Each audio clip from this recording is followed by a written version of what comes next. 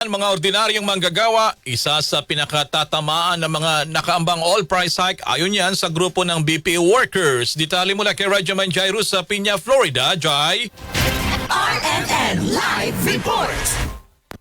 Sa bawat itataas sa presyo ng produktong petrolyo, ang mga ordinaryong manggagawa na kumikita ng kakarampot ang magdurusa.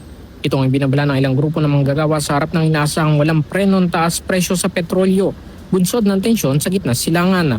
Ayon sa BPO Industry Employees Network, ang nakambang oil price hike ay makakaapekto sa mga Pilipinong naghihirap ng pagkasyahin ang maliit na sahod at tumataas na gastusin. Kasunod na nila ng taas presyo sa petrolyo ang pagmahal ng pamasahe, pagkain, kuryente at ibang pangunahing bilihin. Sinabi ng grupo na asahan na ang chain reaction nito sa ekonomiya na mararamdaman din ng mga nagtatrabaho sa BPO.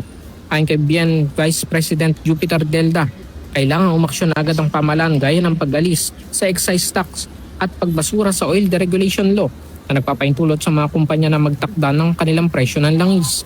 Hinikayat din ng grupo ang pamahalaan na protektahan ng mamamayan, lalo't laban dito ito para sa kabuhayan, dignidad at ekonomiya. Kasama sa lungsod ng Maynila, Radyo Mandis Jairus, Peña, Florida, Tatak RMN D6L 558.